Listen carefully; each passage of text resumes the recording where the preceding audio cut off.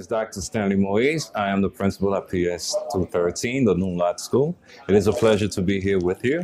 As you already know, each month we have what's called Sip and Chat with the principal. Well, we're doing something a little bit different this evening. So for this evening, as you could tell, we're sitting at a table, and I am fortunate to have with me the lovely Miss Jones. Yes. Hi, everyone. Hey. And across from Ms. Jones, we're sitting right here. We have the one and only Terrence Floyd. So as we celebrate Black History Month, we thought we would do something a little bit different. We would actually sit down and chat with Terrence. We're going to talk about where he's been. I know that he's just coming from a travel from Illinois. Yes, sir. We're going to talk about his community activism. And more also, we're going to talk about the impact since his brother's passing, what that's been on the family and the community and so on and so forth. So let's get started. So good evening, everyone. Good evening. How you feeling, bro? I'm well, man. I'm well. How was your trip? Still got some jet lag, but I'm all right. Okay, good. How about you, Miss Jones? How you enjoying your break? I'm good. It's been a really good, relaxing break.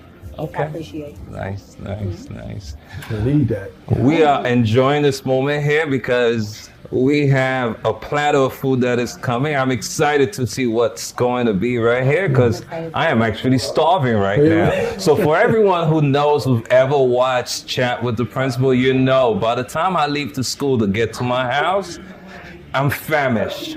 So right now, the fact that I know that food is coming, I am right where I need to be right now. So why don't we get started? So let's chat. Yes. Yes.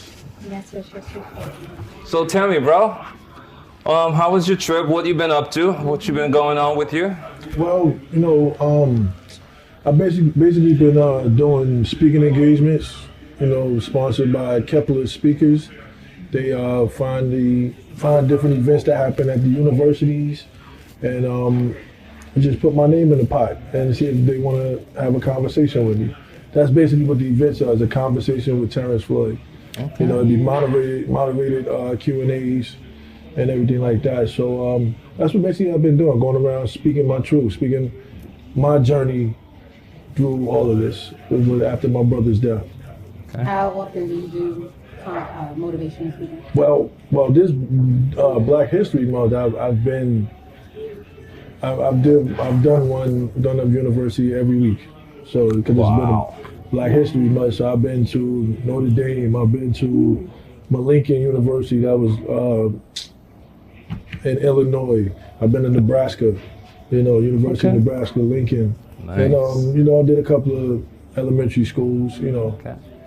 Hold on. So let me start it off right now. So for those of you who are not aware, Terrence actually was at PS 213 not too long ago. Yes. And when he was doing the unveilment of the statues, guess who actually went on the trip with Terrence? There we go. Thank you so much for inviting us and allowing us to partake in that. It had to be done because for those that are watching, PS 213, that was my elementary school. Whoop whoop, Lotties. So I had to go back to my roots, and if I want to empower the youth, what better way than to go back to what my roots was to empower them? And my kids really enjoyed that. The conversations that we had, leading up to the time that we went on the trip, were eye-opening. And I want to apologize. I want to apologize to y'all both. I know I've been all over. I suppose I have came back and actually sat down physically with the classes. But I've just been all over the place. I apologize. Listen, we're going to hold you up to that. Yeah. But you're here now. So let's just focus on that moment. Just like Ms. Jones said before, we're in the season right now. This is that moment. So we're just glad that you're here. You made the time to be here with us. So Thank you. So I'm gonna start it off just by you telling us a little background about you, where you've been, what happened with you, you're growing up. Like you said, you attended PS 213. So just give us like who you are, so everyone watching right now, they know exactly. Because I'm trying to do part of this interview is to distinguish Terrence from George. Okay. So therefore, I want to focus on you because you're here right now. Yes. Obviously, we will talk about your brother, but for right now, tell us about Terrence. I'm me. I was born in Brooklyn. I'm not born in Harlem. Oh, Oh, You know what I'm okay. saying? Raised in Brooklyn. You know, I lived not too far from 213. I used to live on Sheffield. You Okay. know, so I used to be able to walk to school. You know, had a few friends in that area. You know, grew up. We all used to have a good time. And my mother, I lived with my mother. You know, single mother. I had a relationship with my father. My father used to live in Brooklyn also. Okay. You know, my father used to live in Brooklyn. He was a musician in Brooklyn. Actually, my brother is my father's namesake, George Perry Floyd Sr. Okay. So I grew up with my mother, like on Sheffield, and you know, I basically had the regular childhood. You know, I was sickly as a child. Okay. People don't.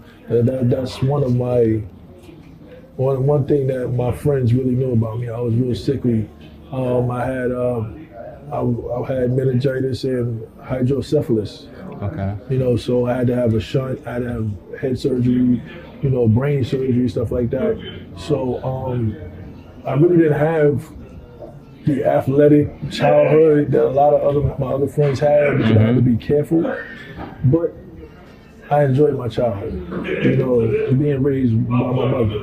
And sometimes my father would come around. No, not sometimes. A lot of the times my father would come around and let me know who I am, my background, my name, you know, be confident in your name, your Floyd, your last name, you know. Because even before Dame Dash said it, my father always said it too. Be proud of your last name. Live for your last name. You know. Oh, that's powerful, man. Yeah. That's you powerful. know, I know Dame Dash, he says it all the time now. You know what I'm saying? But my father did tell me that. You know, and I hold that dear to my heart. And you know, my father's gone now. He passed away in 2002. You know, but back to my childhood. I grew up. I went to 213, graduated. I went to from 213 went to George Gershwin, right across the street. Right. Okay. You know, went to George Gershwin, graduated from there. Then went to Thomas Jefferson. You know what I'm saying? But I didn't finish at Thomas Jefferson. I actually, my 9th grade year, I got sick again, had to go to the hospital. So when I came out of the hospital, my mother had moved to Queens. So we started living in Queens with my aunt. So I spent time in Queens from maybe my young adult years, my teenage young adult years. I spent time in Queens, and graduated from John Adams High School. Okay. You know, went to, you know, my education is very, it's all over the place. I got you. You know, went to Queensborough College after I graduated. But then I didn't finish there. I actually went to the Business Institute of DeVry. Finished there, finished with business, and actually summa cum laude. You know, I finished top second in the class. You know, and I say all of that to say that my journey has been rough. You know, because as far as health-wise and confidence-wise, because of my health, because I didn't play football like the other dudes. I didn't play basketball, this, that, and third. You know, my sport was billiards and bowling. You know, people was like, that's weird. No, it was relaxing to me. You know, yeah, but that's basically me in a nutshell. I'm a humble guy. I'm more of a, believe it or not, I'm more of a background person. I don't really like the spotlight. Do you know when I tell people I'm shy, they never believe me? She's right here. I've actually said, I'm telling people all the time, I am not the type of person who just comes out. Right. I'm really more listen, I'm reserved. I'm reticent. I'm not the first one to say something, but Right. if I have something to say, I'll say it. Right. But nevertheless, I'm paused. You know, I'm like, Right. I'll listen first. Right. No, I get it. Because usually God has you doing things that you are most kind of like shying away from. So I Right. understand. I And, get it. and like even me explaining who I am, I would rather somebody ask the question to get the answer instead of me saying it. Because I'm like, I feel like I'm being cocky. Right. You know, so it's like, I'll wait for you to ask me that. You know, but I mean, like, go. Okay. No, because when you were talking about your dad for a brief moment, it made me think of my dad, who always asked, who passed away 4 or 5 years ago. And he always asks the question to kids, what did they want to be when they grow up? I'm thinking about that question because I see where you are now, but what did you want to be Oh, when you grew up? man. Actually, at first, you know, you grow up, what you want to be? One of the friends want to be fireman, you want to be a police officer. That was our thing back then. Like, I don't even hear that no more. I don't hear no child say they want to be a police officer. you know, so it's like, that's kind of the narrative I want to bring up. I'm going to get to that. But music was another part of, another foundation in my family. My father was a musician, singer. I got other uncles that's singers and musicians. You know, either you sing, you play an instrument, or you real about your business. That's what the Floyds are. You know what I'm saying? It's like you all about your coins. You know what I'm saying? Right, So right. that's basically the Floyd way right there. You know, but I wanted to be. I'm a drummer, so I wanted to be in somebody's band, a musician, traveling the world. Okay. You know. It's never too late, man. It's never too late, you know? Yeah, you're right. But it seems like traveling the country and the world is kind of different now. I'm not playing drums, but I'm speaking. Right. You know, so it's like, okay, if I get a chance to play, I'll play. But I'm actually comfortable. I'm happy where I'm at right now. I'm There doing you what go. I do. You know, I never thought I'd be a talker. I never thought I'd be this. So it's like when they say you tell God your plans, he laughs. Yeah. Because he has something else in mind, right? Like, well, listen, I'm glad that you took the time to actually be here with us. I'm glad that everyone is actually getting a nice intro into Terrence Floyd. Because many times people just go directly to your brother. Right. You know, even though that's the reason why many people, they became aware. But nevertheless, I thought this would be a great, I guess, route to Right. actually travel, just to say, hey, you're here with us right now. It's great that we talk about the legacy, but right here, right now, this is the moment that we're in. Right. Let's just speak about where we are. So Right. first and foremost, thank you for taking the time. Thank you. The kids were really excited, by the way, when we told them about the trip Right. and they were going to the city. Even though it was kind of like, oh my God, I had to reach out to the DOE for legal Right. consent forms and whatnot. But once I got together with Ms. Jones, and then I also spoke to Mr. Wilkinson, and we're like, listen, we need to put this together because the kids are going to totally enjoy it. Right. And by the way, we were the first public school in New York City to go see the 3 statues. So Yep. there we go, Lotties, we're here. So thank you so much for the invitation. The parents loved it. The kids, I think they even wrote something about it. Was it in the paper? Yes. Yes. It was. The It New was. Yorker. Yeah. The New Yorker, right? Yeah. So if you didn't know, Check it out. check it out. Exactly. Yeah. That was definitely a good experience. Like, because even when I was in 213, I you know, you have mentors and people coming in, but they never did that. So I just want to do something different. Like people see me on TV. I want to let the young kids know I can be touched. You can see me. I'm right here. You know what I'm saying? And I care about you. I care about your well-being. It's no publicity stunt, no politics. I actually care about you because I've been there. Gotcha. I've been that child that sees stuff and wondering what's gonna happen to me. You know what I'm saying? But I'm letting you know it's up to you what happened to you. You know what I'm saying? I'll definitely do my part to help you get to where you need to be. But you gotta help yourself too. Yeah. Okay. My kids were, I always call my kids, my students, my kids, I do. But no, they were very like I said, excited to meet you. Mm-hmm. And I remember one of the kids literally saying, "Is he real?" Yeah. Yeah. Oh man, that stuck in my head. Right. So I wasn't sure. I was like, "This is not George, guys. This Right. is his brother, Terrence." But they were just from seeing, the videos that we showed Right. on the smart board to just meeting you. They Right. were super excited. It was like, So of the 3 statues, who are we talking about? I know your brother is one of them, George Floyd, but who are the other 2 people that? it was John Lewis and Breonna Taylor. Yeah. Okay, nice. Say her nice. name. Brianna Tyler. Breonna Taylor. That's right. That's right. Right. You know, A lot of so- people, talk about my brother and talk about this, they get confused. They look to get taken back when I say it's not about my brother. So to me, it was brought on by what happened to my brother, but now it's more for the culture. It's more about the people. You know what I mean? That's what it's about.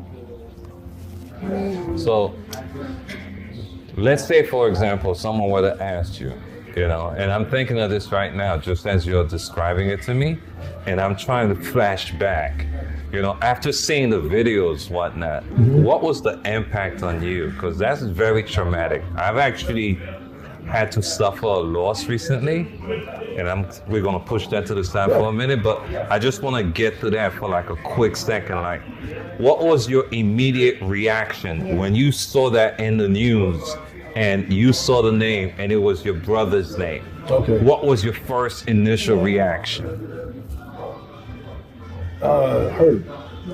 Hurt because, like I said in other interviews, I didn't grow up with my brother. I knew I had a brother. He knew he had a little brother. I knew my sisters. Mm-hmm. I knew my sisters, all of them. I knew I had an older brother, and he knew he had a younger brother. But I never got a chance to meet him. Even when I got older, I tried to get money to go to Houston just to meet him. It never panned out that way. Okay. You know what I'm saying? But I had a cousin. I tell this story all the time. My cousin be like, "Stop telling the story, man." I'm like, "No, I'm gonna, because that's a part of my journey." My cousin in Spring Valley, she always stayed in contact with them. She knew all that, but she was having a baby shower for her daughter, and she asked me to come up. So I said, "Yeah, I'll come up and support the baby shower, come celebrate." And she was surprising me because she was like, "You better come up here." And I'm like, "Okay, I'm coming. I told you I'm coming." And she was like, you better. And I'm like, why is she pushing the envelope? Why is she doing it? So I'm like, "I'm coming." So when I get up there, I remember I have my gift in the trunk, and I'm getting it out, and I hear somebody behind me, like, "I know that's not him. That's him right there." And when I heard the voice, like I said, my father passed away in 2002. This is 2016.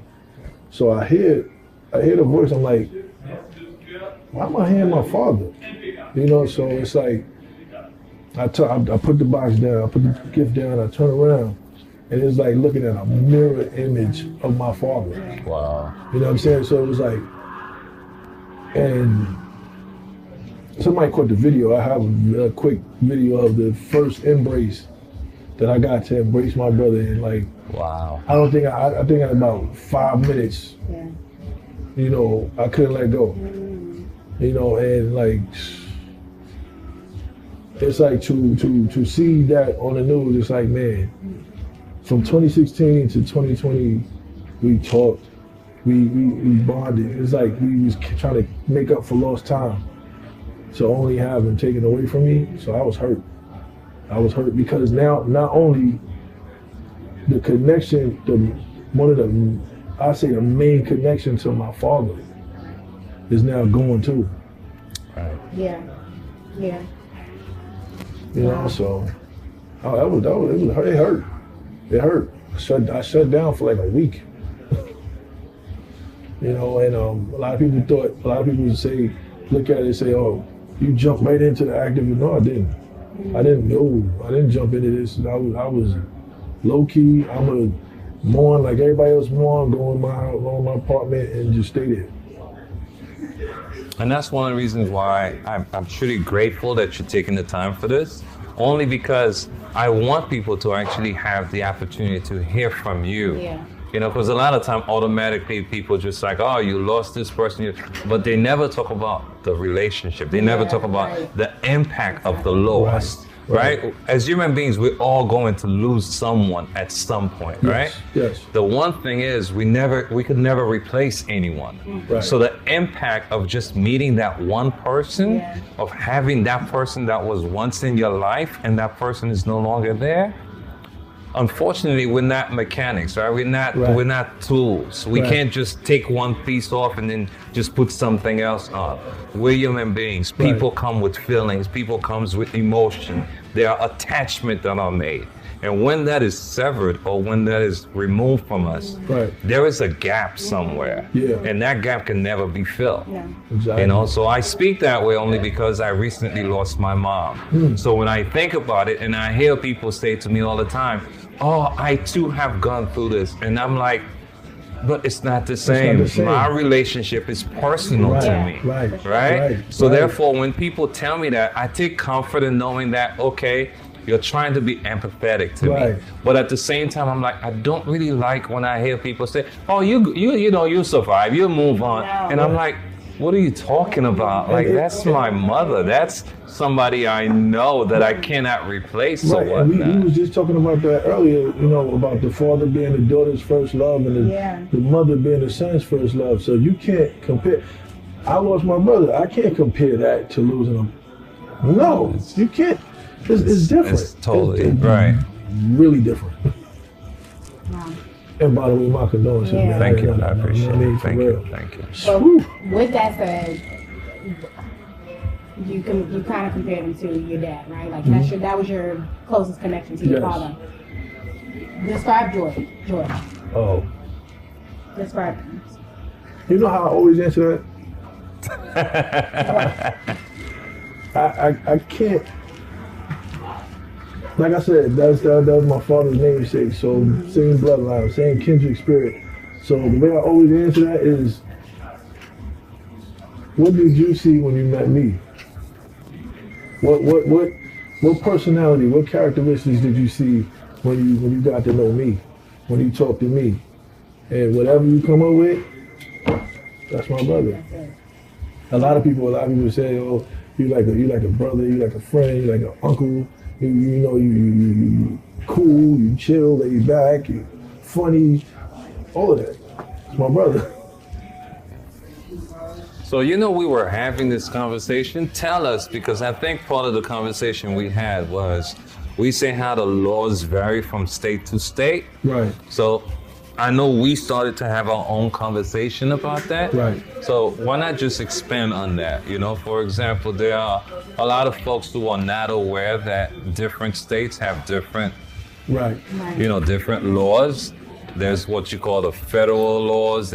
We have state laws, and then we also have localities laws, local laws within the state. So you said before that he received 22 years, if I'm correct, but had it been in a different state, the outcome, the sentencing could have been a little bit more harsher, is that correct? It could have been a little more harsher, yeah. Okay, so if it could have been harsher, tell me, what is it that you were expecting until you found out what the state laws were, and what has been the reaction to people when they hear that?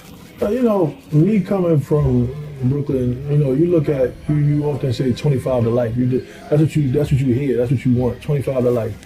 So, funny, it's kind of weird, not weird, it's just the way I think.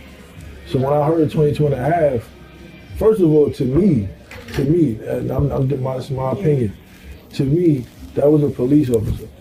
The only last time I've seen a police officer get time was Amadou Diallo. No. Abner Louima, I'm sorry, I keep getting those mixed up. Mm-hmm. Abner Louima, the police officer, I personally know that lawyer, Sanford Rubenstein, that got him behind bars.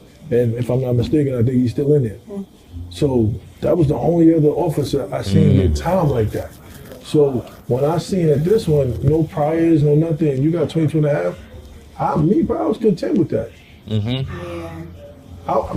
Me, his brother, was content with the 22 and a half because I'm like, I was thinking from experience in the black culture, he wasn't gonna get nothing. Wow. What does that say about us? Just the fact that I'm hearing you say that within the culture that we were just expecting someone that would take somebody's life to just walk away. Because that in itself just speak about where, when we talk about the culture, how traumatized of a culture that we are individually when we think about it, because the expectation seems to vary. If it's one of us, when I say us, in other words, African American or colored folk, it's like, oh, we expect to hear this. Right. But when it's somebody else, it's like, I don't know, something else may happen. Right. So tell me about that in itself as you expand on it, because I'm thinking like, you said you didn't expect that, even though all the evidence pointed to like, here, this is what took place. Yeah, because you see, I'm talking about ones that was filmed. You see Eric Garner. See what happened with that. It was on film. There's no way in the world he should have been in a chokehold like that. Especially when they got him down. Let go. You got him down. Let him wait. Why you still want him? Just say, my brother, he's down. He's not moving. Why are you still on him? So that's why I say I've seen it before. You've seen Sean Bell get shot 31 times and they don't get nothing. So it's like you kind of get numb to it. And the culture you get, whatever, they're not gonna do nothing. Just like with the whole voting thing. People don't want to vote because you figure, oh, it's fixed anyway. My vote don't count. No, because you see what happened. You went and voted and got Trump out of here, right? So it does work. You know what I'm saying? But it's like hurt from experience. This is what we experience. It's not just saying, oh, he's a white man, he's gonna get off. No. This is what we've seen happen numerous times. So we automatically just say, yeah, he's gonna get off. You know, but that was a shocker.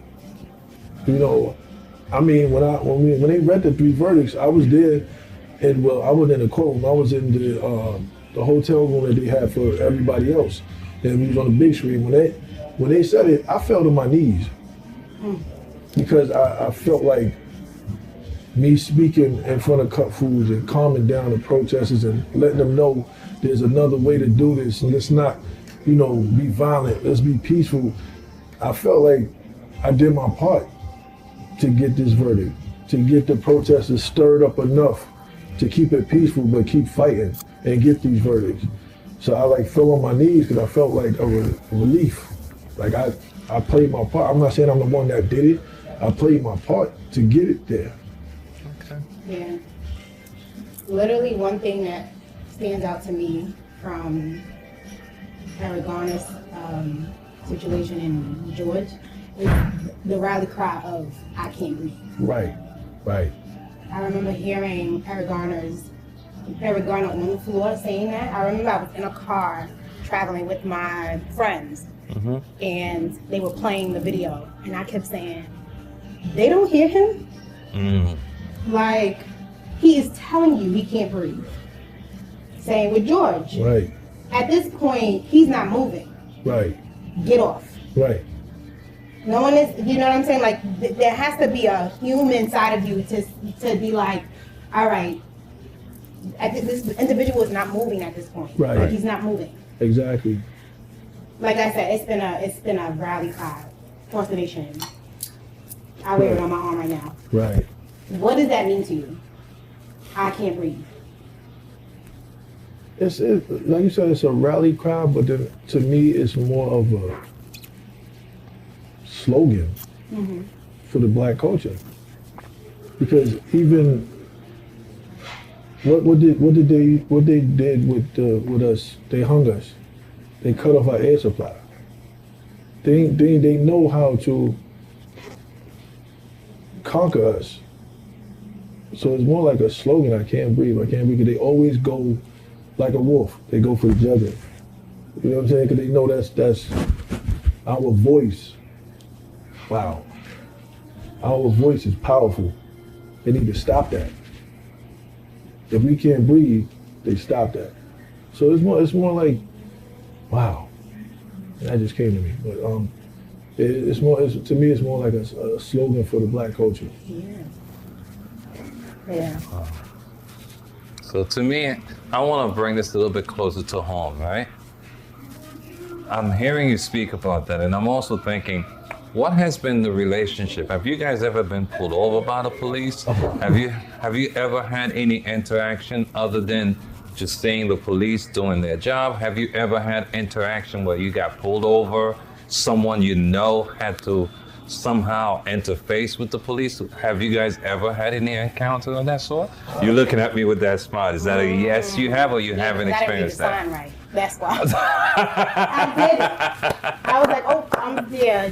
At first I was like, wow, you pulling me over. And then I was like, you're right. I didn't read that sign right. But I know that. What was the sign? What was the sign? I made a left turn during school hours on a certain block. Okay. I shouldn't have. So Okay. At first I was like, why are you pulling me over? And you know what's funny? Even though I'm a woman, but I didn't have I don't think I even, what is it? It's kind of like they're pulling me over. Where could this go? Where could this go? But I don't know if it's compared to how black men probably view it when they're pulled over. I was like, oh, okay. Yeah, it's probably different, I'm sure. I had two stories I got, and it's. All right, give it to us. Give it to us. Come on. All right. It's when I was young. I think I was about a teenager, and I was in Harlem with my cousin, and we went to go get some Chinese food. Now we coming back with Chinese food, and I'm eating it. My French fries. And I remember I'm eating my French fries, and me and my cousin we in Harlem in the projects, and all you hear is freeze. So I'm still eating I'm totally oblivious to the whole getting pulled over by cops. So I'm a teenager. I ain't never been in this situation. My cousin, however, had those interactions. So he telling me, T, man, chill. I'm like, what? I'm just saying, I didn't do nothing. What? I'm eating my fries. So he tell him, get down on the floor. Got the guns drawn. I think that's the first time I seen a barrel in my face. Wow. Got the guns drawn, but I'm still. That's when I think about it now. That's when I realized I'm a soldier, because got the barrel in my face. I'm still standing eating my fries. Like, I didn't do nothing. I'm like naive to the fact that he could pull this trigger. Yeah. Wow. You know what I mean? Because I see him, an officer. Why is an officer gonna pull a trigger on me? I didn't do nothing. So I'm eating my fries. My cousin, mad. He's on the ground mad because he know that anytime the cop could pull the trigger, he could lose his cousin. But then my aunt came out. What are y'all doing? What are you doing? That's the intervention. That's you saying anybody had to speak on your behalf. So my aunt came out. What are y'all doing? What y'all got him on the floor for? It was misidentification. Said somebody robbed the Chinese restaurant. Wow. That we came out of, I guess. I don't know what said we robbed the Chinese restaurant and they had Chinese food. Okay. Now, I say this. That was when I was younger. Now we go to a situation. It's been other times I got approached by police officers too. Like one time I was coming home, and when I was in Queens, I was coming home, and I have a limp, because I had a bad car accident. So, but sometimes people, if they got that type of limp, that means they got something in their leg. So I'm walking, I got my limp, and I hear freeze again. So this time I stopped, because I'm by myself. I'm like, oh boy, here we go again. Turn around, guns drawn again. Wow. So I'm like, what's the problem? Don't say nothing, stand against the wall, So I stand against the wall, they pat my legs, and like, I had an accident, I had partial paralysis at the time, and I was really weak at that time. So you hit me and I'm going like this, now you, don't move. And I'm like, I can't move. You know what I'm saying? I can't run, I'm standing there. They eventually let me go because I didn't have nothing on, I didn't have no weapons, no drugs, nothing like that. But it's kind of aggravating that you got to go through that. And then I fast forward to after my brother. Believe it or not, I got approached by a police officer after my brother. So now I'm standing outside in front of my building outside, and it's 4th of July, fireworks, everything like that. So my wife, I went somewhere with my children. So husband, father, I go downstairs to wait and see if they get in all right. So I'm standing there, and the crowd is out there with the fireworks, everything. So they said, everybody disperse, everybody get inside, get inside. So they come to me, sir, get inside. I'm like, no, I'm waiting outside. I'm not doing that. I'm waiting outside, waiting for my family to get home. Go inside. I live here. I'm waiting for my family. So now I'm getting upset because I know this is after my brother now. So now I'm like, I can't get upset because they see me as the face of peace, talking about unity, talking about staying together. So now I gotta save face. Sir, I'm waiting for my family to get home. I'm not doing nothing. I'm just standing here waiting for my family. So I guess he wanted to get beside himself, but right before he got beside himself, his partner, I guess, realized who I was and tapped him. Like, nah.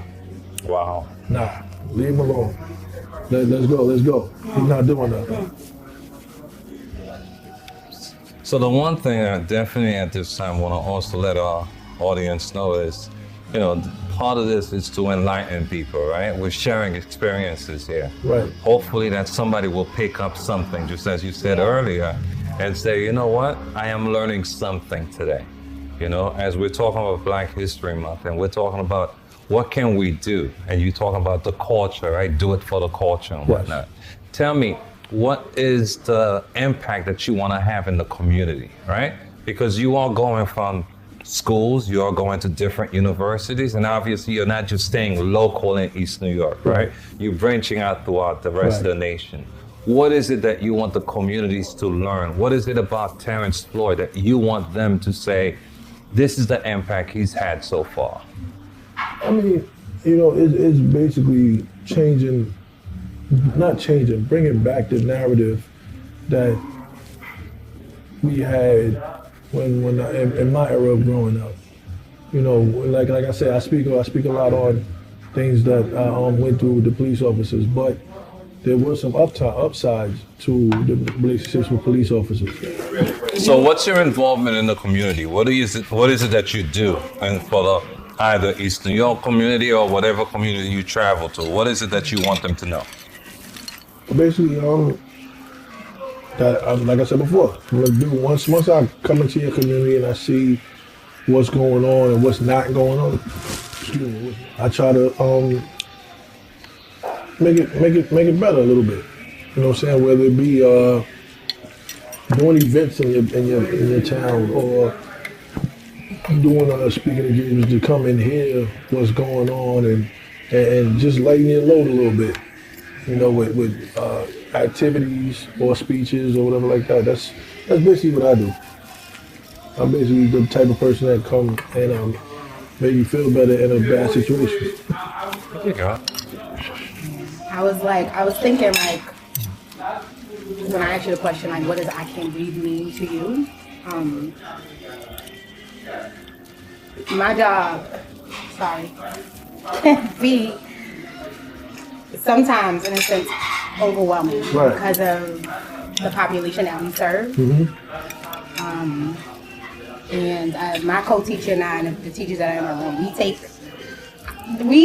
we take our job serious in the sense that we kind of, our children mean a lot to us. I saw that from the trip. And we know what they face outside this building. Right? And so when I think of I Can't Breathe, my children come to mind. And sometimes I'm like, I feel like sometimes I can be very hard on them. And I have to ask my co-teachers, was that right? Was that okay? Did I do that okay? And they're like, fine. And I'm like, the reason why I'm like this is because I want them to have a certain mindset. I don't know what's gonna happen when they get older, right? But at this time in their life, it's my job to steer them in the right direction. Right. And so when I think of I Can't Breathe, I think of the things that the kind of like I heard this in a TV show one time where you're like stuck in a jar, and the jar has a top over it, and people are like trying to get out, like but they keep like, for some reason this comes to mind, they're hitting their head on that jar. They want to be free, but life is life, right? But back to my original, when I think of I Can't Breathe, I think of my kids, whether it's them not having the books that they need, or their what they've been dealt with in life, right? That to me, I'm trying to, as a teacher, I'm trying to give them an outlet, right? Because there's so many like odds against them, right? They don't know. I have second graders. They don't see. They don't know what's happening in the world totally. They get a glimpse. They get like a portion. Right. But my job as a teacher is to give them the truth, tell them what is, and try to like steer them in the right direction. Right. Right. In the 6 hours that I have them. Right. And that's very impactful. Even though you may see it as a short period of time, 6 hours. 6 hours is a long time. That's a long time planting a seed. Because that's what you're doing. Like you said, they're second grade. They don't know everything that's going on. They're gonna remember. Like I told, I still remember the seed that it was funny, but my fourth grade teacher in 213. Oh, you want to be a bad boy? I'm gonna show you what bad boy do. She had me handcuffed, walking down the hallway. Remember I told you that? Wow. Yeah. That was a seed. Like. Right. You want to be a bad boy, you're going to do that. That's what they do. That's what happens to them. And that one time, that wasn't even 6 hours. That was maybe like 10 seconds. That's the seed, and that's what you're doing. Right, and I think that people like you are very like vital to like the community because you've had experience, you've had different situations that you've been in, and you can speak to them. Right, when the precinct came to our school, that was so eye-opening. It was like and I think a lot of time people, it's because they don't know what really takes place, and especially our young ones, when they look at situations like this, like I know for a fact when police officers walk into the building, this is just to talk to you about the impact, because I like the term that you use, we do it for the culture. Wow. I want everyone who's listening to just think about this. You have kids in the building, in elementary school. They are from, I'm going to use the example of second graders to fourth graders. They see police officers walk into the building. Automatically, their view, their reaction is almost shockingly like, oh my God, the police are here. Like, what do I need to do? Right. And you see the vulnerability of the kids that are in your building. That's why when I say, we do it for the children. We are here for the kids. Everything we do is for the benefit of the kids. You're absolutely right. They are with us for 6 hours. But think of that 6 hours. How many of them, when they leave to school, they are going home and there's no one there because mom either has to work an extra job, dad is out working, or they are going to someone or to a family member, and that family member is busy doing their own thing. Right. So when we talk about educating, we have to think about wholesomeness. In other words, the whole child. Right. Because it's great to talk about the academia piece, right? Which is where mindfulness comes in, especially now this year when it is one of the centerpiece of education, right? Because we're going through a pandemic. We're still in a pandemic. I'm thinking of how we as adults, we're struggling every day. I don't want to wear this mask. Should I wear this mask? Should I get vaccinated? I don't want to get the vac, right? And then you're thinking about it and you're thinking, oh my God, imagine what is going through that third grader's mind. What is going through that second grader's mind as they're walking down the street or they're in the classroom. And I've seen it where I have to tell the kids, don't touch. If that person touched something, you have to get a hand sanitizer for something else. Right. The impact that's having, their state of mind. They're not free. Right? They're Or not free. when I have to tell a child, you're too close to your friends. You know what I mean? Like, sometimes I say that and I'm like, that's crazy. That I have to even, It's like taking away their freedom. yeah. Video, which is a really cool animation of just, it's about civil rights. Right. It includes pictures and footage of, not footage, totally, of Breonna Taylor, like animation. Right. And George Floyd and different people. And one of the kids, she was like, I remember her face on it. But he didn't do anything. And I'm like, so we just let the video play out. And she's like, well, Ms. Jones, he didn't do anything.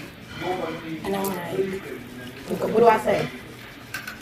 Sometimes the way we live, where we live, the time that we're in, I was like, sweetheart, sometimes you don't have to do anything.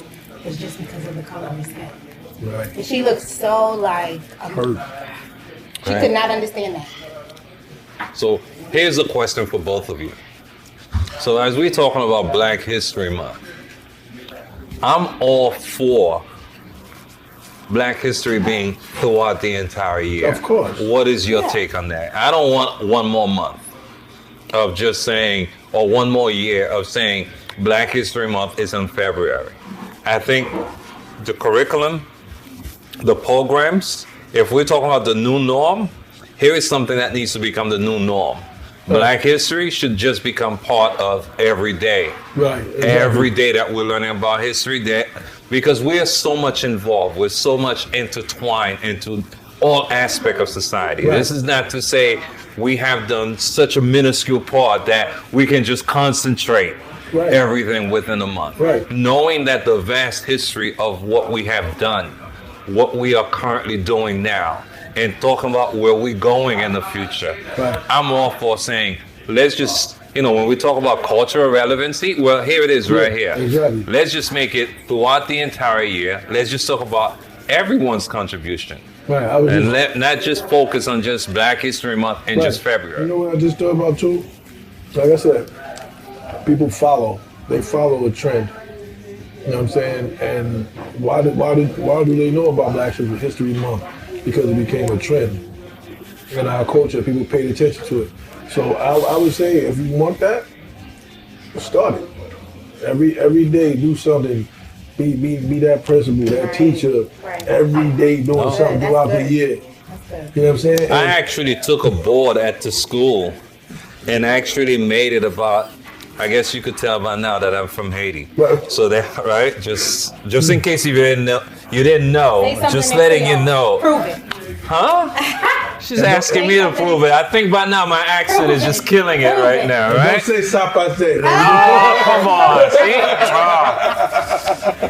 Oh. Shane, in the background, he just took the words from me. Now, what am I going to say to all my Zoes out here, right? No, but when you think about it, that's one of the reasons why at the school I took a specific board and I dedicated, because many times we're wondering about, we want to teach the kid about history, but every year we kind of like repeat the same individuals, right? And this is kind of like where I'm going with this. If we expand and we talk about the different facets of what's going on, what we have accomplished, there is not enough time to actually go through all the things that we have done. And I'm just thinking, you know what? This is just something that I think, as we're talking about cultural relevancy, right? Trying to make the connections, showing the kids, here is where you can contribute. Here's where you can relate to the curriculum. Here's where the content of what's being taught is where you can enter. Right. About 2 weeks ago, I think it's 2 weeks ago, we actually had the UFT and AFT that came to the school. So I'm challenging every Black author. If you can see my face and you can hear my voice, I want you to send your books to PS213, and I guarantee you it will be included and we will share it with our scholars. Because I truly appreciate UFT and AFT. They launched this reading program and every student received a book. Okay. And By a black author. by a black author. That's more, even to be more precise. And that's why I'm challenging all the black authors Yes. out there. So if you have something that you have written and you have co-authored with someone, send it to us, and I'll be more than happy to make sure I invite you to the school. We can have you sit down right here, talk to us about your material, and then we'll have you talk it over with the kids and let them see and let them experience exactly what it's like to being a black or brown child here in America or in New York City, more specifically. And then what is it that there is no limitation? You know, what does that mean? That we can do something, and it's not always have to be, I'm the first. Right? We're not about, I'm the first anymore. By now, we should be able to say, there are many others who have done this before me. I just want to make my own contribution. Right? And that's one of the reasons why I'm glad we're here. We're not asking for somebody else's table. This is our table. We got our own chair. I'm not asking to sit at somebody's table. I don't want that. Right here, it's our table, our chairs. We own this. However, shout out to Shirley Chisholm. Okay? My inspo. Okay, so let's talk about that. What was your inspiration? Like, who made you want to become like the activist that you are today? We heard Ms. Jones. She said it's Shirley Chisholm, right? Growing up, especially in my teenage years, I was very, and it was fun. It was funny because I ran into his nephew or his cousin, but Malcolm X. I used to study him, want to roll like him, walk like him, and all that. I just grew up Christian, and I was always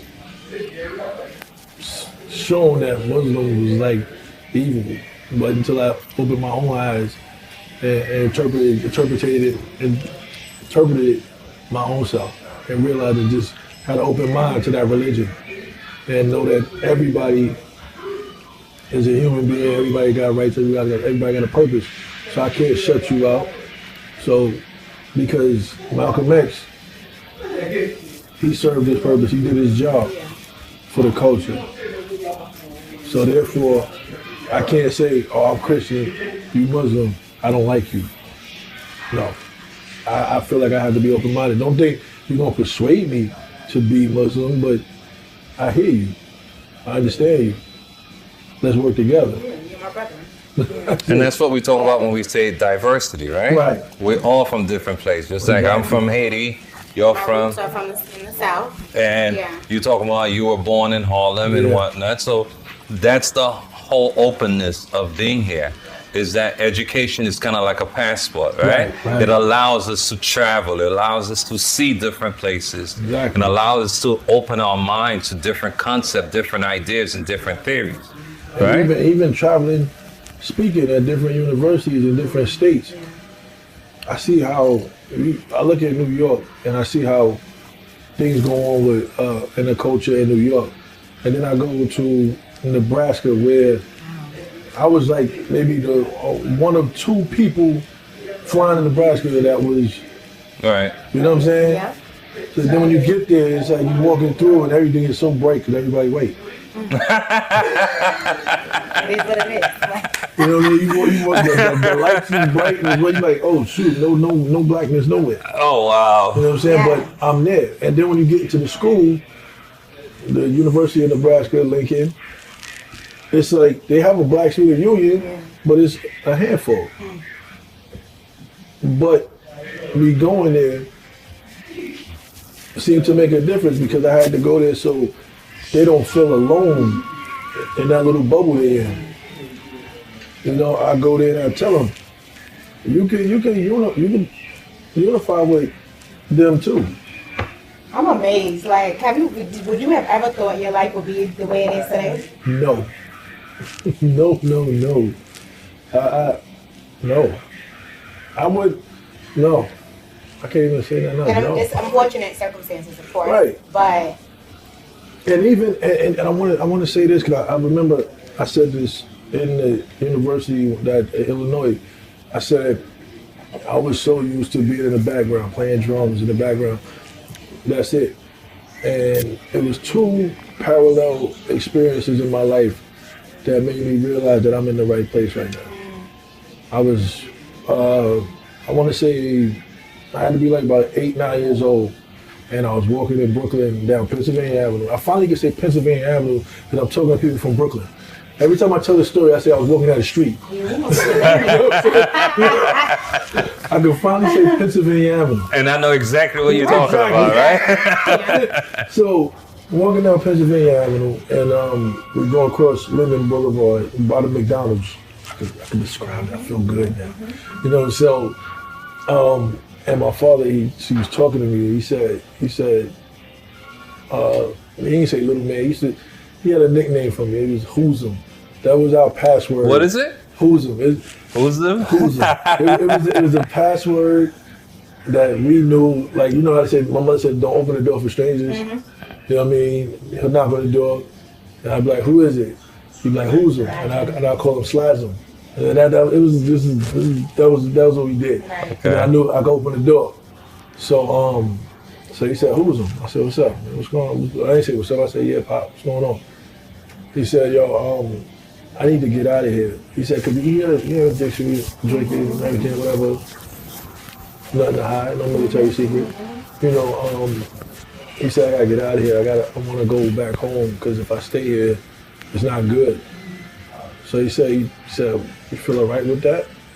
I'm like, no, you my father. I need you here. I'm growing up. I need you here. You know, moms and stuff. You know, he was like, I gotta go. He said, if I stay here, it's not gonna end well. He said, I just wanted to let you know. Gave me the respect to converse with me and see what I felt.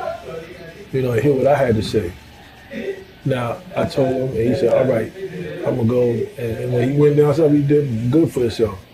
You know what I mean? He became a nurse, you know, working in the hospital, doing good.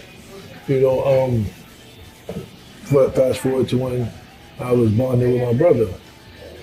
And he was in Houston. He called me, little bro. I said, yeah, you still in Houston, right? He's like, yeah, not for long, man. I'm gonna go to, I got this program that's gonna help me, you know, get better. He said, cause where my life at right now, I need to do better for my children, for my family, for myself. And I said, all right. He said, well, what you think? What do you think I could do? I said, yeah, man, if it's going to better you and you feel like your life is going to go down the wrong path where you're at right now, I said, I just got a chance to start bonding with you and we making up for lost time. I don't want to lose you to the streets. I don't want to lose you to drugs. I don't want to lose you to none of that. So go ahead. And it just so happened that the program that he was going to, the name of it was Turning Point. Mm-hmm. That's deep in itself. You know what I'm saying? So he was like, all right, man. He's like, I just had to, you know, talk to somebody, man, because I want to make sure I'm doing the right thing. So that's why I put those two experiences together, and I say I'm right where I need to be, talking to people, because my father and my brother wanted to hear what I had to say, wanted to value my opinion. So I'm where I need to be, helping people, letting my voice be heard.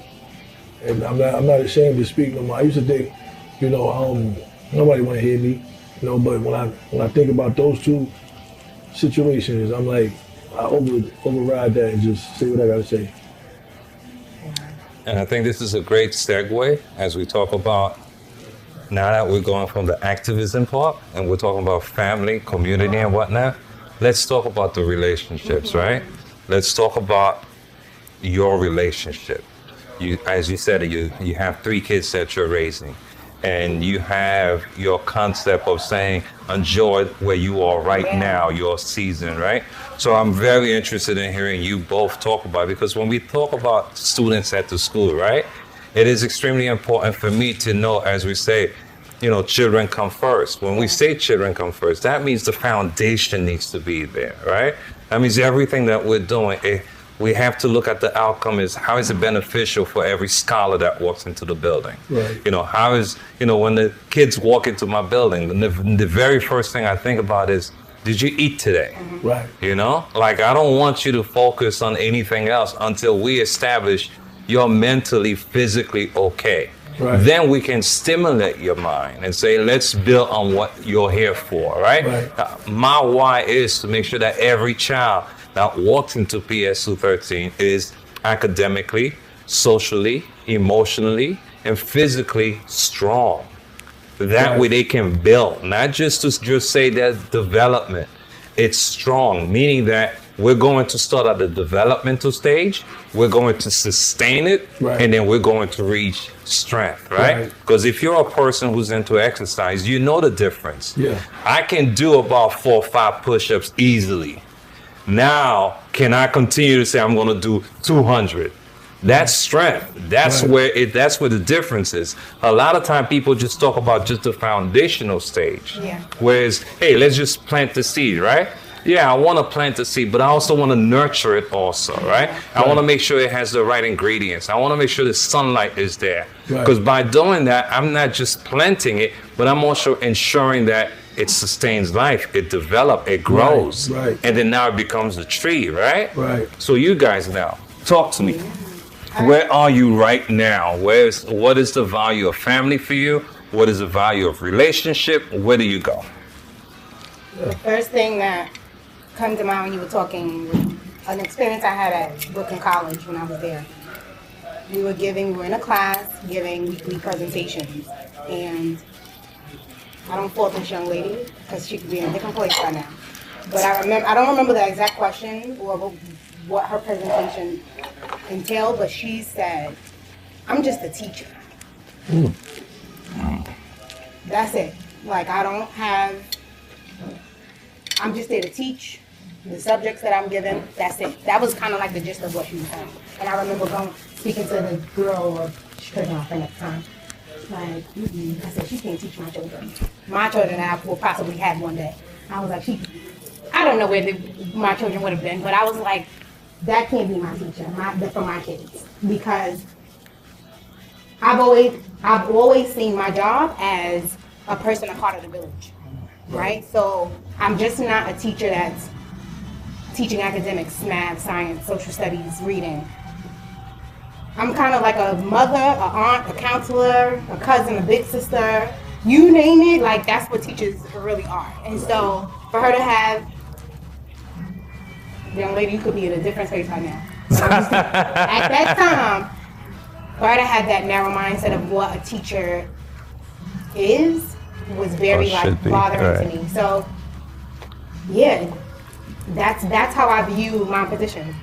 Kind of like a motherly, auntie, cousin, big sister. Now you see why you should send your kids to PSU 13. This is one of my teachers right here that I'm exceedingly very proud of, by the way. Miss Jones and I, we have a very, very nice beginning.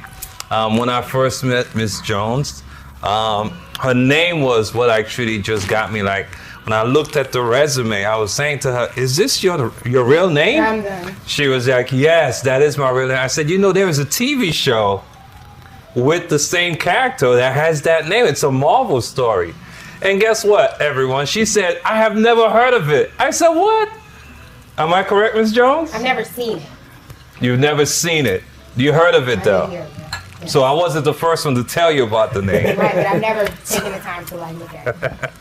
No, but like I said before, if you want your child to get a quality education, this is one of the teachers at PSU 13. And as always, the goal is to create a school where all the teachers, not just 50% or 60%, where the entire population of teachers resemble exactly what Ms. Jones is describing to you.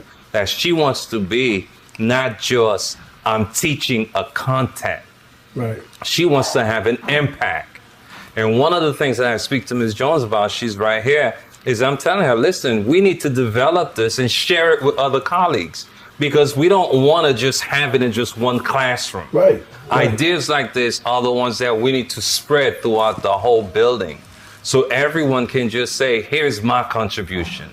I want to be able to have every child in my building come and say, I can relate not just to one person, but to every adult in the building. Right. So What about you? What is your take on the family or relationship? Before that, piggyback, I was saying that to her earlier. When in my growing up in public schools, that we had those teachers also. That's why we was able to relate to them or get through certain things growing up, because they were part of that village, and they took on. They didn't just say the slogan or the the cliche. They actually took on that responsibility to care for that child, because they know that they had that child for the 6 hours that their parents are at work or away. So they gotta look out for them. They gotta look out for us. So I appreciate it for that, knowing that there's still teachers out there like that, knowing that there's still principals. Go, Miss Jones! Yes. So all the 213 teachers. You know what I mean? Knowing that there's still principals too, that care. It's not just we gotta lean on me to watch Joe Clark. We got one right here. That. Well, thank you. I appreciate that.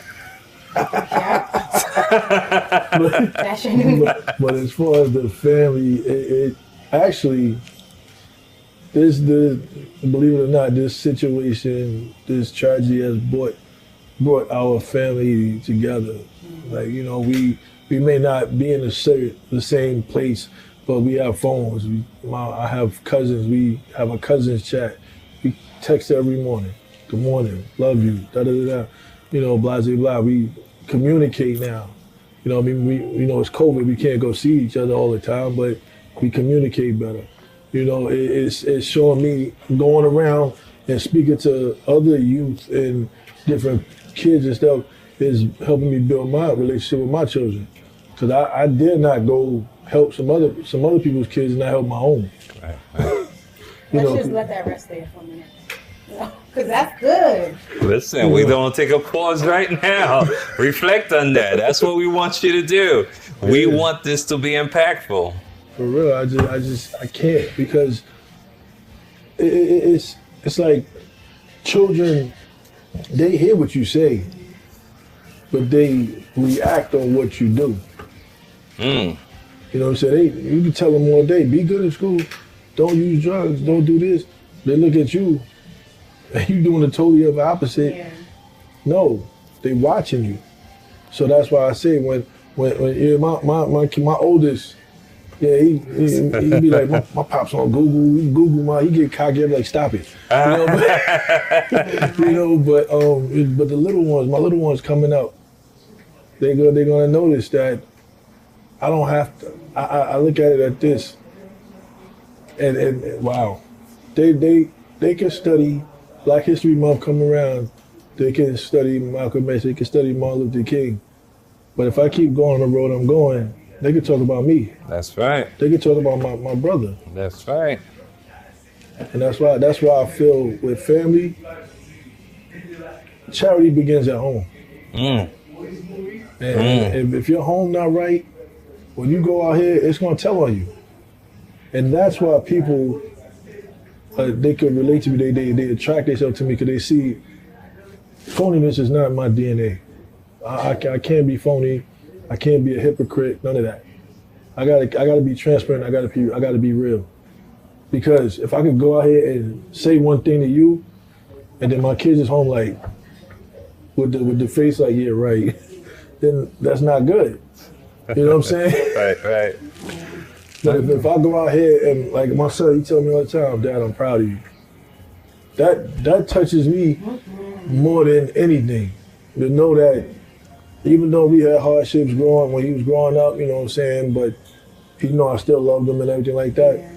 To know that he's proud of me and what I'm doing, I could tell him I'm proud of you. You just did. He's listening to you right now, so you just did. Yeah. So here it is. I mean, and he's. When we talk about people, that's my son, but in certain ways I look up to him because he he's a leader.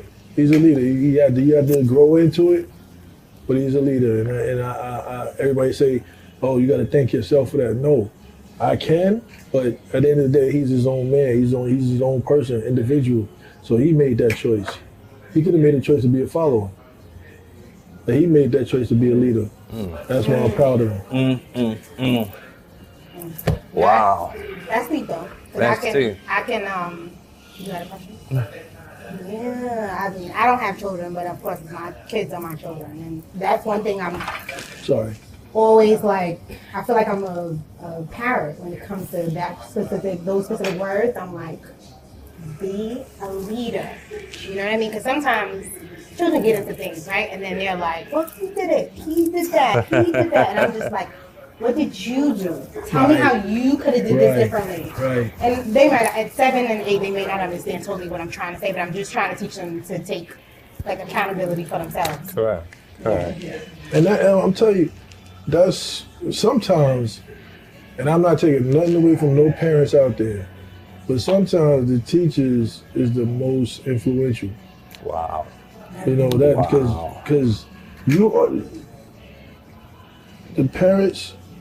We deal with them in the morning before they go to school. That's quick. And when they come home, like you said, man, two jobs. Come home 5, 6 o'clock. They done did their homework, washed up. Cause I was a latchkey kid. My mother used to work for General Motors. She come home. She give me my own key. Don't open the door for strangers. I'm home. Go in and eat. She come home about 6:30. We laugh, we talk for a little bit, but then it's time to go to bed because I gotta go to school in the morning. So who am I with most of the majority of my day? My teachers. Correct. Hence the reason why I remember Miss Harris, my 5th grade teacher. I remember her. So it's like she was on me. Miss Miller, my 4th grade teacher. I remember because those were the ones that was on me. Right. Good. You know, That's they powerful. That is. That's powerful. So now I just want to remind all of the staff and everyone who's teaching, you're hearing it from a parent right now who's telling you the impact. You just act right in front of the camera.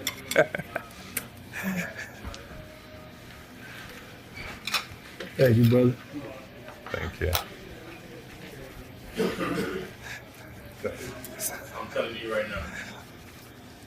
So to all the teachers and to all the parents listening, to all staff throughout New York City and nationwide, as you're hearing it from a family, he's telling you the impact that teachers are having, whether it is a classroom teacher or cluster teacher, or even if it's a teacher's, a paraprofessional or teacher assistant.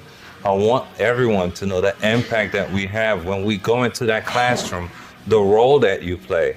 You're not just a conveyor of knowledge.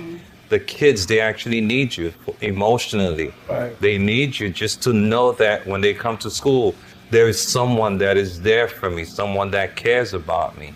And I hope everyone is listening and they're taking notes to that, because that is what we want to do when we think about an educator, because all the other professions stems from where? Right. From actually teachers. Yes. Because teachers are the foundation, right? Yeah. We're the one working with you from 3K, pre-K, kindergarten, and you become all these great things that you become later on in life. Exactly. But you all go back, and even if it's not a classroom teacher, the parents, you know, they're the first teachers that you actually have. Yes. So the roles that they play. So I want to now segue this into also a different conversation. So we talked about family, we talked about activism. Now, I can't avoid this whole conversation about the pandemic.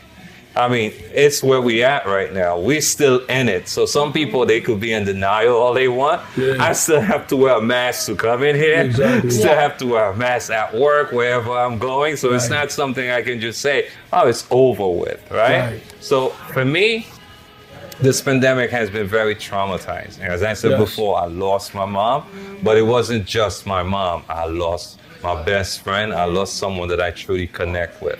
So I also realized that the pandemic has always created this new idea of approaching relationship also. Just as you said, now it's no longer just a text message. I think people have utilized Zoom, Teams, and different ways to connect now. What has been your experiences with that? It's been annoying. In some sense, yeah. It's just been annoying because you go from being physical, "Yo, let's go hang out, let's go chill," until you're doing your birthday parties on Zoom now.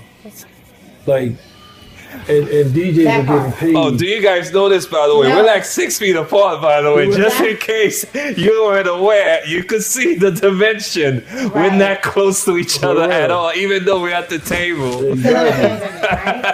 I really was like shocked because I'm like, somebody sent me an email, come to my birthday party. Now I'm thinking, birthday party? You gonna be in a pandemic? Like, crazy.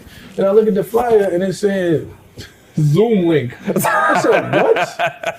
That was it. Who parties Yeah. on a Zoom link? But then I look at it and you got the DJ over here who's still getting paid, by the way. How do you do that? And I'm like, people, like I said, we are unique people. We know how to still operate Yes. and struggle. So now the DJ still getting paid, you still partying, everybody got their own little screen on. It was annoying, but then it just became, like you said, the new norm. That's right. But then I go back to, I remember this. It was me and my friend. She took me and my friend everywhere. You may know him. The dark skinned boy had to do. He followed me everywhere, Okay. from Cut Foods, everywhere. My best friend, my brother. We both was in this museum with my mother, and they had a screen with a telephone where you can see who you talking to. This was back. Wow. You know what I mean? So she always took me places that showed me the future. And was like, because like I said, I was sick a lot. I was in the hospital. So her thing to me was always plan to live. Don't plan to die. Plan to live. So now, people, parents drop those jewels on you when you're younger, but then when you get older, you kind of embellish on it. Like, oh, wait a minute. That could be taken a whole different way. Don't plan to die, especially in this culture. No, live. By the grace of God, I've been all over here in the thick of COVID. Thank God I haven't caught it yet. But because I believe I have a purpose. I'm being safe. Don't get me wrong. I'm not going out here talking about I'm covered. No.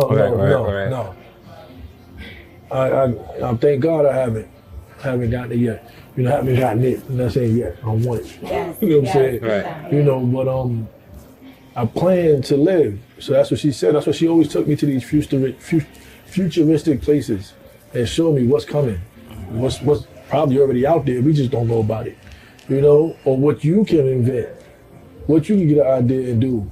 She always gave me those ideas. So now, did I follow through everything? No, because I probably would have been with Bill Gates right now. But I didn't.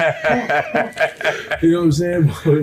But my purpose is what I'm doing right now. I really feel that because I feel comfortable, just as if I'm sitting behind a set of drums, and I'm happy playing a set of drums. I'm just as content and happy, speaking my truth.